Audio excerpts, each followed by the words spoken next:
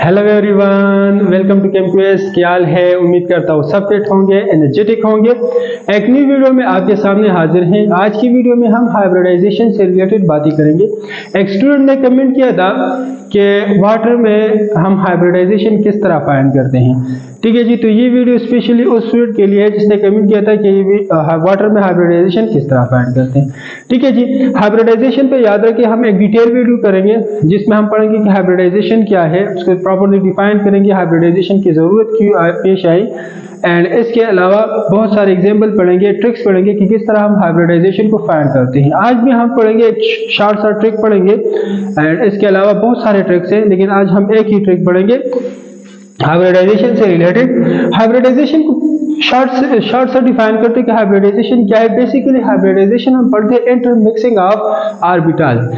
कौन से ऑर्बिटल आपस में मिक्स करते हैं? वो ऑर्बिटल जिसकी साइज, शेप, एनर्जी डिफरेंट है और वो आपस में मिक्स होते हैं। तो मिक्स होने के बाद हमारे पास एक न्यू सेट बनता है ऑर्बिटल्स का, जिसका साइज, जिसका शेप, जिसकी एनर्जी सब क्या होती है, सेम होती है। उस टाइप, उस फिनोमिना को हम क्या कहते हैं? हाइब्रिडाइजेशन कहते हैं। बेसिकली हमारे पास एक मिक्सचर है, जिस तरह आप घरों में मिक्सचर, जूसर वगैरह एक्सेट्रा यूज करते हैं, तो उस मिक्सिंग में आप लोग क्या करते हैं? डिफरेंट सब्सटेंसेस में ऐड करते हैं और आपस में मिक्स करते हैं, एक मिक्सचर बनता है। ठीक है जी, तो इसी तरह हाइब्रिडाइजेशन में हमारे पास क्या है? ये फिनोमिना एक मिक्सचर है, उसमें हम क्या कहते हैं? करते हैं मिक्सिंग में हम मुख्तलिफ ऑर्बिटल्स ऐड करते हैं जिसकी साइज, शेप, एनर्जी सब डिफरेंट है।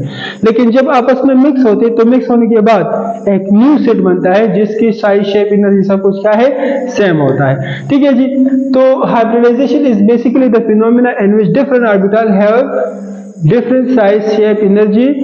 When intermix with each other, they give a new set of size, shape, energy, same size, shape, energy. That is called hybridization. Water में हम हाइब्रिडाइजेशन किस तरह फाइंड करते हैं? How to find hybridization in water. ठीक है जी, देखिए ये वाटर का हमारे पास क्या है? स्ट्रक्चर है। यहाँ पर टू लोन पेयर्स हैं। ठीक है, वाटर का हाइब्रिडाइजेशन फाइंड करने के लिए एक शॉर्ट ट्रिक है हाइब्रिडाइजेशन। हमने क्या करना है? सम करना है lone pairs plus bond pairs. लेकिन कौन से bond pairs? Sigma bond pair. ठीक है जी, सिग्मा बॉन्ड्स हमने लेने हैं, पाई बॉन्ड्स हमने कंसिडर नहीं करने। ठीक है जी, तो इंतहाई शॉर्ट सा ट्रिक है।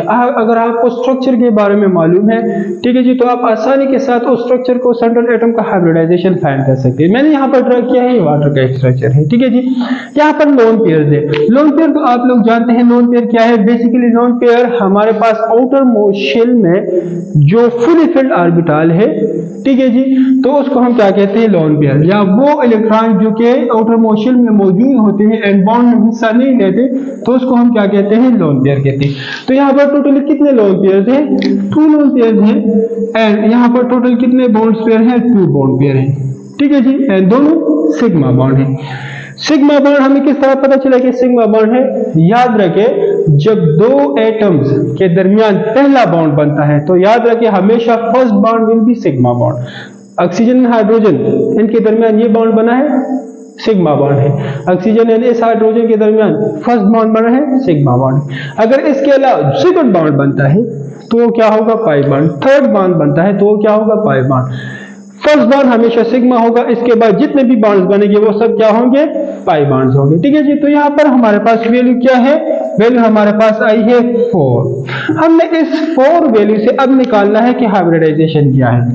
देखिए, अगर आपके पास वैल्यू आई 4, एक वैल्यू आई 3 एंड वैल्यू आई 2। 4 से मुराद क्या है? कि आपके पास 4 ऑर्बिटल मिक्स हुए हैं। कितने? 4, जिसमें एक होगा S एंड 3 होंगे P। तो हम कहेंगे कि कौन सा हाइब्रिडाइजेशन होगा? sp3। इस 3 से क्या मुराद है? कि हमारे पास 3 ऑर्बिटल मिक्स हुए हैं, जिसमें एक है S एंड 2 होंगे P। एंड 2 से मुराद क्या है? 2 ऑर्बिटल, एक होगा S एंड दूसरा क्या होगा? P होगा। ठीक है जी, तो यहाँ पर वैल्यू आई है 4, तो हमने 4 से कंसीडर करना है क्या है? कि इस ऑक्सीजन का हाइब्रिडाइजेशन क्या है? sp3 हाइब्रिडाइजेशन है। ठीक है जी, इसके अलावा अगर आप एक और एग्जांपल लें, कार्बन डाइऑक्साइड का चलो लेते हैं, carbon dioxide CO2। Carbon dioxide का हाइब्रिडाइजेशन क्या है, स्ट्रक्चर क्या है, हमें पता है कि ये कार्बन डाइऑक्साइड का स्ट्रक्चर है, ठीक है जी, लीनियर स्ट्रक्चर है। अब हाइब्रिडाइजेशन के लिए क्या है, lone pair plus sigma bond pair हमने क्या करना है, प्लस करना है, ठीक है जी। अब कार्बन एंड ऑक्सीजन के दरमियान कितने बॉन्ड हैं, 2 बॉन्ड हैं। सिग्मा कितने हैं, first bond will always be sigma and जो दूसरा या तीसरा बनेगा वो क्या होगा, पाई। इस वाले कार्बन ऑक्सीजन के दरमियान एक सिग्मा और एक पाई है। लोन पेयर यहाँ पर है, कोई भी लोन पेयर नहीं है, तो यहाँ पर आप लिखेंगे कि लोन पेयर 0 है, लेकिन यहाँ पर 2 बॉन्ड पेयर है, तो यहाँ पर वैल्यू क्या आएगी, 2। तो वही बात है, अगर वैल्यू 4 है तो sp3, अगर वैल्यू 3 है तो sp2, अगर वैल्यू 2 है तो sp होगा। तो 2 वैल्यू है, तो मतलब यहाँ पर जो ये सेंट्रल कार्बन है इसका हाइब्रिडाइजेशन क्या है, sp हाइब्रिडाइजेशन, ठीक है जी।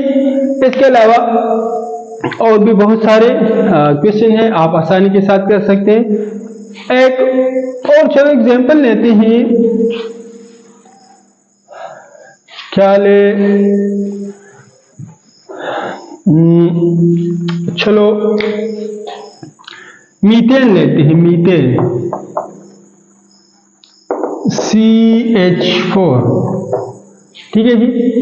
CH4 का स्ट्रक्चर क्या है, ऐसा है, कार्बन एंड ये 4 हाइड्रोजन यहाँ पर इसके साथ अटैच होते हैं, क्लियर।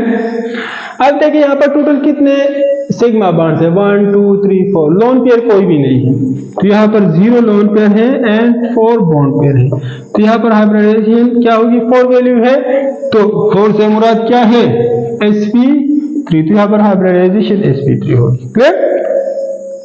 NH3 एक और एग्जांपल लेते हैं, अमोनिया NH3 का स्ट्रक्चर कुछ यूं है, नाइट्रोजन है, यहाँ पर एक लोन पेयर है एंड 3 हाइड्रोजन यहाँ पर इसी तरह अटैच है। तो ये वाला फार्मूला जब हम अप्लाई करेंगे तो एक लोन पेयर है एंड कितने सिग्मा बॉन्ड पेयर है, 3 सिग्मा बॉन्ड पेयर, तो टोटल वैल्यू क्या है, 4। तो मतलब अमोनिया में नाइट्रोजन क्या है, sp3 हाइब्रिडाइज है।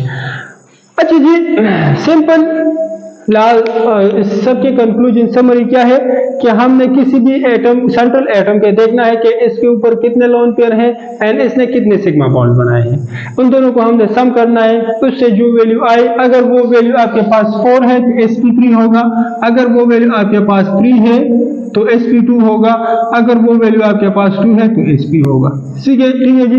इसके अलावा dsp2, dsp3, d2sp2, d2sp3 वो भी हमारे पास है, लेकिन वो जब हम डिटेल में हाइब्रिडाइजेशन करेंगे तो वहां पर पढ़ेंगे। आज की वीडियो अगर आपको अच्छी लगी है तो काइंडली इस वीडियो को लाइक करें, शेयर करें, चैनल को जरूर सब्सक्राइब करें। इंशाल्लाह मिलेंगे नेक्स्ट वीडियो में नेक्स्ट कंसेप्ट के साथ, तब तक के लिए इजाजत दीजिए, अल्लाह हाफिज, थैंक यू वेरी मच।